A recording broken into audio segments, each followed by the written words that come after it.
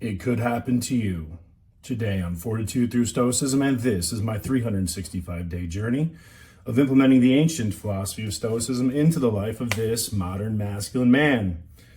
Boy, we just found out it can happen to you, right? Helene and Milton back to back. But first, a quote today by Seneca. Remember, Seneca the entertainer, one of the wealthiest men in Rome. Being unexpected adds to the weight of the disaster, and being surprised has never failed to increase a person's pain. For that reason, nothing should ever be unexpected to us. Our mind should be sent out in advance to all things, and we shouldn't just consider the normal course of things, but what could actually happen. For is there anything in life that fortune won't knock off its high horse if it pleases her? So it's interesting. In the year 0064, during the reign of Nero, the city of Rome was struck by a catastrophic fire, burned a large portion of the city. The French city of Lyons sent a large sum of money to help support the victims in rebuilding. The very next year, the city of Lyons was suddenly struck by a very similar event, prompting Nero to send an equal sum of money in return. It's interesting because Seneca wrote about this, one city helping another only to be struck by the same disaster. So the question is, how often does this happen to us? Think about this. My phrase is, no good deed goes unpunished. It seems like whenever I help, you're going to get the hurt. It seems inevitable. I've been talking about this a lot between pain and pleasure and love, right? The hurt and the love. The universe has a way of balancing itself out. And if you want that love, you have to expect equal and opposite hurt and pain. And the same thing is here. If you're going to help, you have to understand the universe is going to take its toll. You have to pay your dues. You have to have your hurt. We see this oftentimes in relationships. You know, you console a friend on a breakup, and then surprise, we're on a relationship ends. We must prepare in our mind for the possibility of that extreme reversal of events. You know, as far as we know, Seneca lived these exact words. Remember, he was an entertainer. He was extremely wealthy. And he also took his life at the request of the emperor, committing suicide.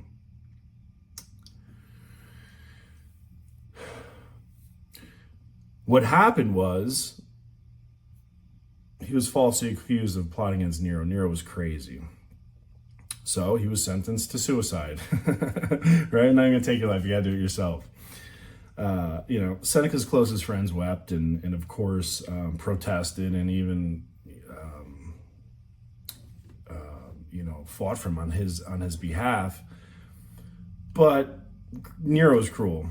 And here's the thing. Seneca was ready for this because he knew it could always happen to you.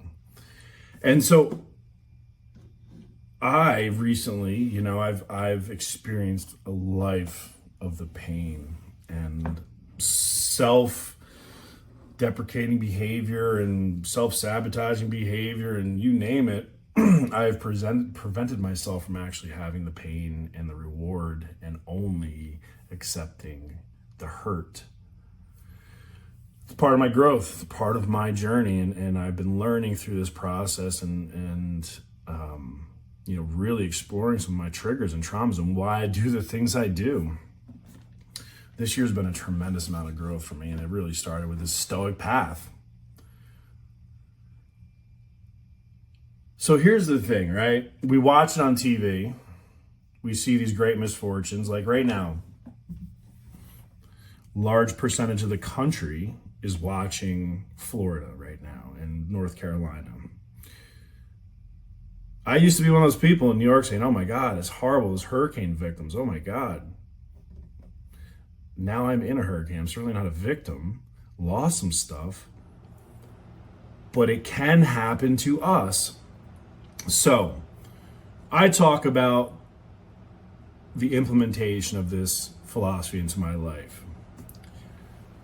So then you're going to say, Shawn, well, how does this apply, right, to your daily life? As I've talked about a lot, I travel exclusively, 100% travel for my career. 6 days a week, I'm on the road. Airfare. And as we know, with air travel, there can and most likely will be delays, cancellations, all kinds of things. And see, I still need to be at my destination when I've got to be there. So those delays just eat into sleep and preparation and meals and whatever, but I got to be able to execute my mission when I've got to rock and roll. So what I do is, instead of being surprised by these delays, I assume they're going to happen. I assume my shit is going to get all messed up. Because when it does, it's par for the course, right? Okay, yeah, I expected this, no big deal. But when it doesn't, like yesterday, it was a great travel day. One hop, one little plane ride, beautiful ride through the country. I was in my hotel room by 6 o'clock at night. I'm like, oh my God, this is amazing. It's amazing because I was prepared for the worst eventuality. Because it can happen to you, and it does happen to you, and it will happen to you. If you have not been struck by tragedy of some kind, it just means you haven't had your time yet. It will happen. Me, it's happened so much I'm used to it. It's like old hat. It's like, what's up? It's like, oh, it's Tuesday? Cool. What's for dinner? But for many of us who've lived protected and, little bubble lives, and, many of us live in a bubble in this country. And I've been blessed to have the experience of global travel and real worldly experiences. So I know what the world is really like. It's not the bubble we live in. And I watched Tampa fall to pieces. Literally, people fall to pieces, losing their shit. Zero emotional control. Still, people living in the rearview mirror. Happened, it's over. What's next? Right? Because it can happen to you. And I was prepared for it mentally. Big deal. I am prepared to lose every single thing that I have and just do it again. And just do it again. And just do it again. It does not matter to me because I've prepared myself mentally. It does not matter. It does not affect me. It's Monday. I got to execute. I don't give a shit. That's my mindset. And honestly, that's Stoicism in practical application. Not letting life, the unexpected events, the black swans out there, to take us off of our mission, off of our path, off of our journey, off of our destination. The mission will get executed. Everything else is just noise. What I do, block it out. I tune it out. And then when I let people in me who are in that craziness, I start to help them shut those doors and shut those knobs off and tune it out. I can actually watch somebody, just sit back and observe their body language, who is in that frenzy, that chaotic state, who they're, checking messages frantically and switching between profiles, and oh my God, present.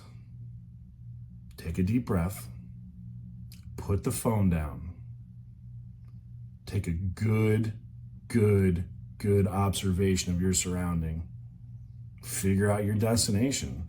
The critical thinking happens in here. You can't do that when you have all those other voices in your head. Block it out. But today, remember, evidence is evident recently that it will and can happen and could happen to you and will. If it hasn't, it's just timing. It will. So for me, every single thing that I do, I mentally prepare.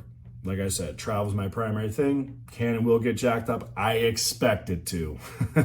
Like, I plan on it to get as jacked up as it can. I plan on being stranded at 3 a.m. at the airport with no hotels and no rental car access. I just expect that, because when it doesn't, oh man, it's a great day. It is a great day. And on that, I gotta get in the shower.